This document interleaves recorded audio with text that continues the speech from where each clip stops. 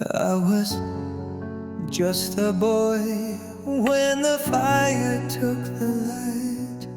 One moment you were laughing, then gone into the night. The smoke filled up the silence, the wall.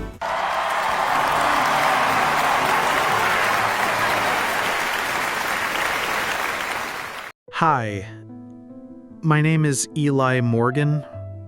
I'm 17 years old. And just saying that, standing here in front of you all is something I never thought I'd be able to do. Because for the last 6 years, I haven't spoken a single word. Not because I didn't want to, not because I couldn't, but because something inside me broke. When I was 11, everything changed. There was a fire. It started in the kitchen, and within minutes, the entire house was gone.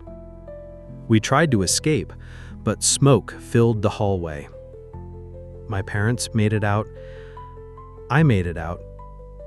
But my little sister, Mia, didn't. She was 8. Bright, loud, impossible to ignore. And in one night, she was gone. That night didn't just burn our home to the ground. It burned something inside me, too. My words, my will to speak, gone, just like her. They called it selective mutism, said it was trauma, said I'd speak when I was ready. But the truth is, there was never a right moment, because every time I tried to talk, all I could hear was the sound of that night. The alarms, the screaming, the silence that followed. People around me tried everything. Therapists showed me flashcards, foster parents whispered encouragement, teachers waited patiently at the front of classrooms, but none of it mattered, because the world I lived in was quiet, safer that way. No questions, no reminders, just stillness. There were nights I wanted to scream, nights I wanted to say something to someone, anyone. But I'd open my mouth, and nothing would come out. My parents tried to be strong, but I could see it, the pain in their eyes. They lost a daughter, and then they lost the son who couldn't speak anymore. That silence followed me everywhere, and I honestly believed I'd never speak again. But there's one thing I never let go of. Not the memory of the fire, not the pain, but the sound of Mia's voice. She used to sing to me, badly, off-key, off-beat, but it was ours. Silly little songs about made-up monsters and chocolate pancakes. She'd spin around the living room barefoot, hair a mess, dragging me by the wrist to join her.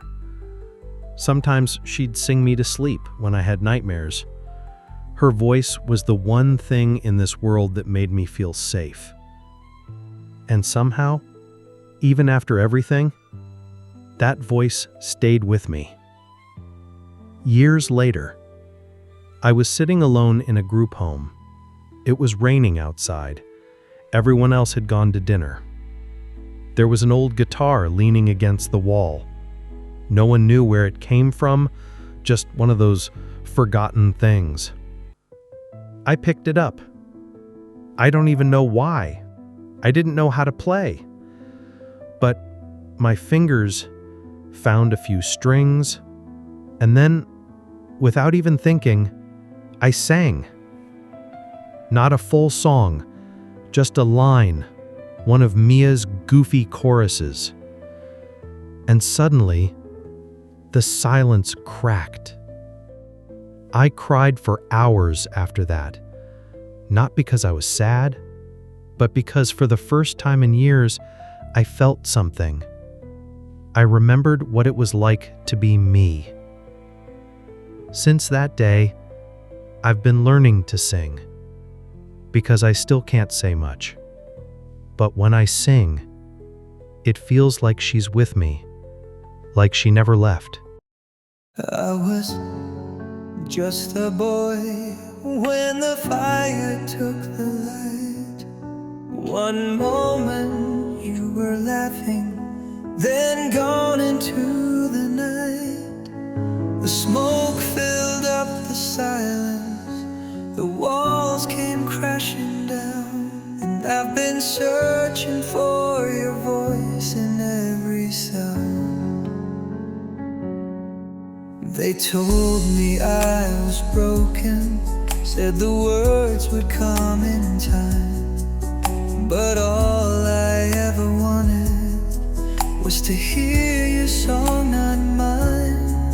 I tried to hide the hurting behind a quiet face, but every night I dream of you, still dancing in that space. I still hear you when the wind blows through the trees. I still feel you like a shadow next to me, in the echoes of a melody we made when we were small. You're the reason I can sing at all. I still hear you when I sing.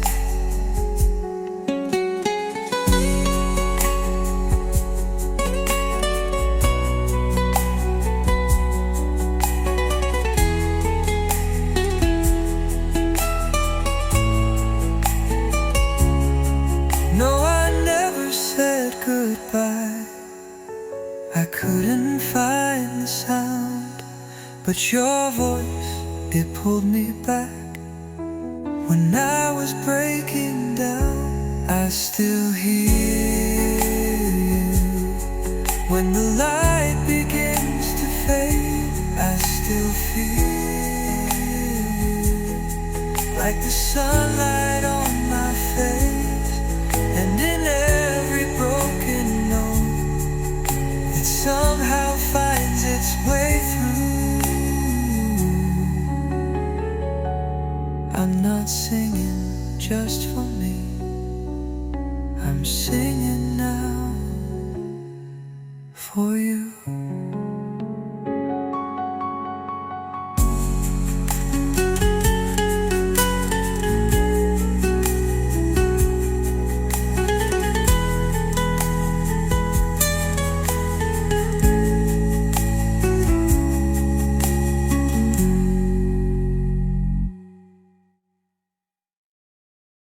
When the last note faded, Eli didn't look up right away.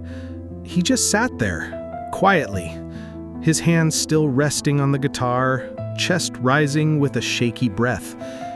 It was the kind of silence that felt sacred, like no one wanted to break it.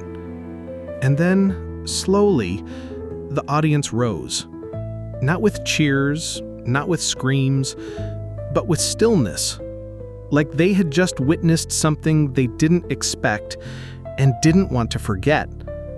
One of the judges wiped their eyes. Another leaned in, whispering to the others, but never taking their eyes off Eli. Then Eli finally looked up, not smiling, not crying, just present. Like a boy who had carried the weight of silence for years and had finally let some of it go. A judge finally spoke. "You didn't come here to impress us. You came here to heal. And you did. For you and for all of us." The crowd erupted.